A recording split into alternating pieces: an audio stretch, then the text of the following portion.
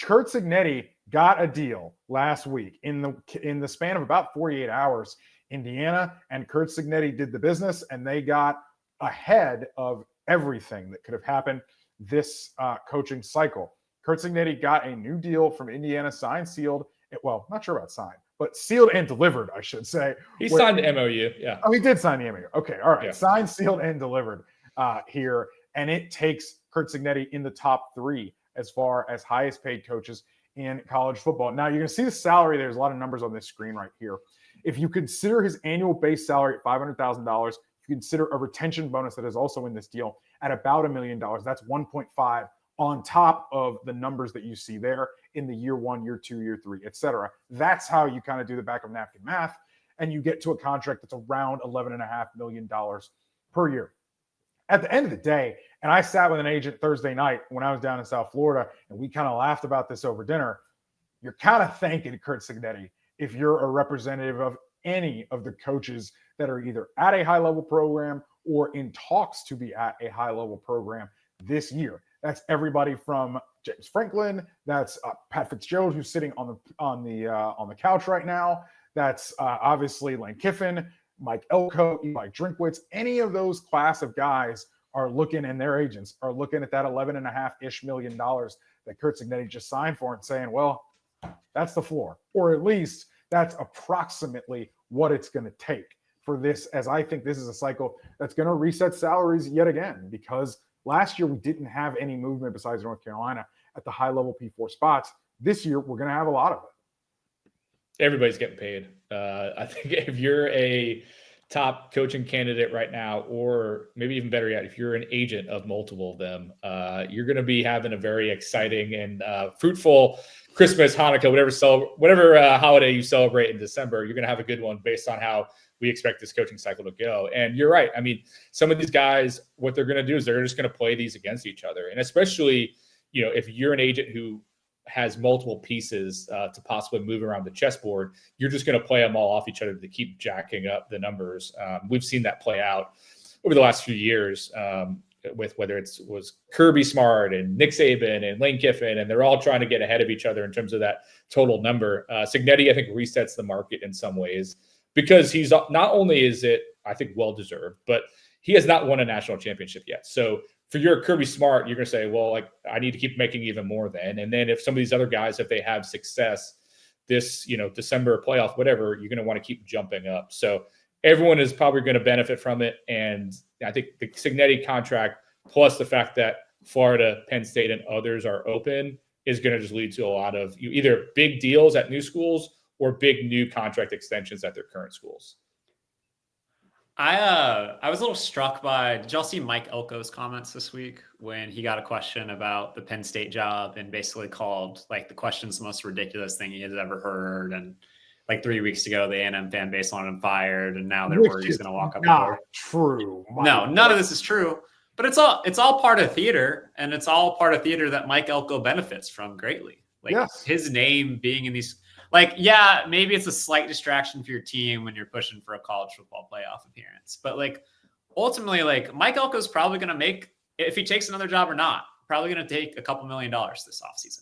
There's no question, because coaches in these circumstances have all the leverage, and and this is a media thing too, the way we cover coaching cycles benefits coaches and agents more than it does ADs. Correct.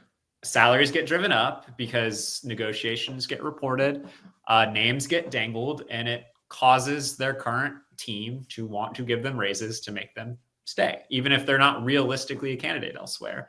And that is on us as media members not to throw out names that aren't actually in the mix for circumstances, but it doesn't take much of a spark, to go back to the fire analogies we've been running with, for something to catch fire and for a new contract to be renegotiated. And Mike Elko is a prime example,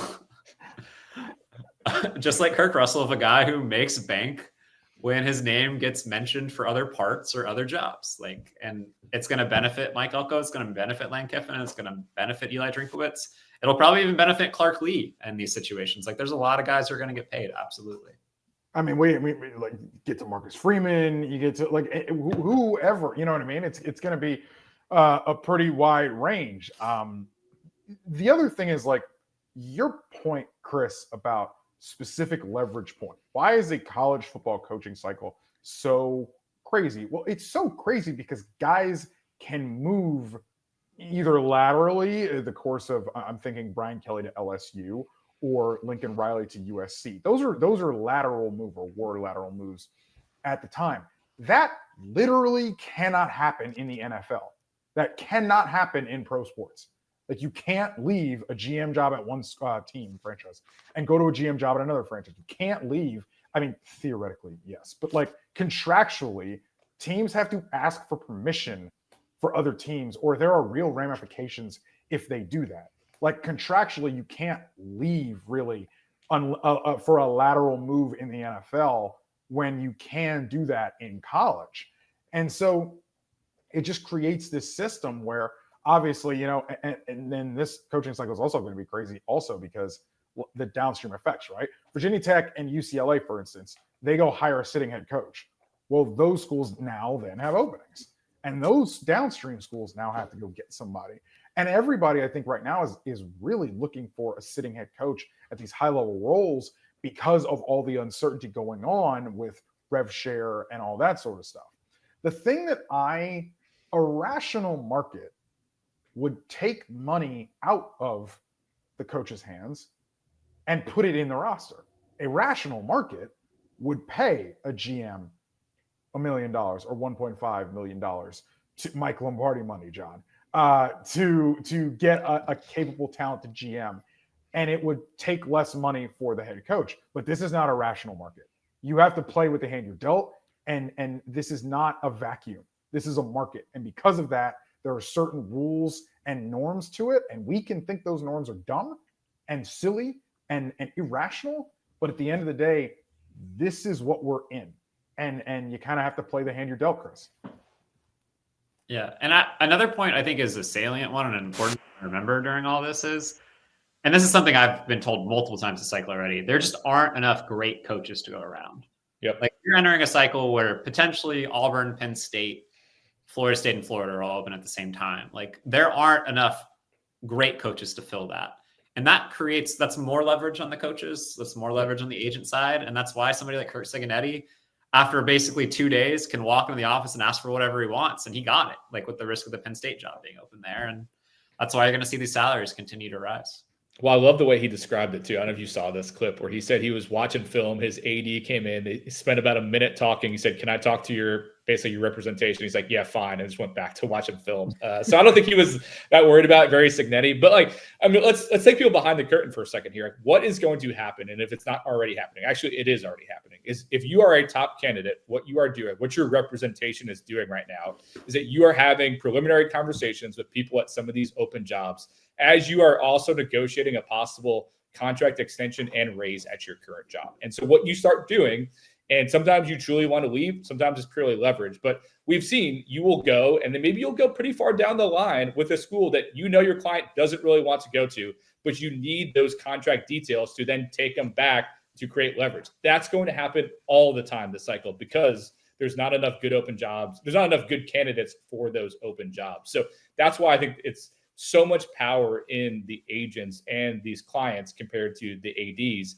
And I think the other thing that's interesting is that Chris was making this point earlier, how you handle it can be beneficial to you. And I can think back to a year or so ago, talking to someone whose coach was in the news for being a candidate for a different job. I think it was actually the NFL. And this person would be like, "This is a good thing for us because we will fundraise off of this and get more NIL money and donations." Like, hey, he's up for this NFL job. Let's go get some money. So Lane Kiffin did that with NIL a couple of years ago. If you remember, with the Auburn thing, it kind of spurred their NIL operation to be more aggressive. So you can use it to your advantage, but you can also be distracted by it. We've seen guys fade down the stretch. So it's really how you handle this moment. It can be good for everyone involved, but generally speaking, it is best for the coaches and their agents.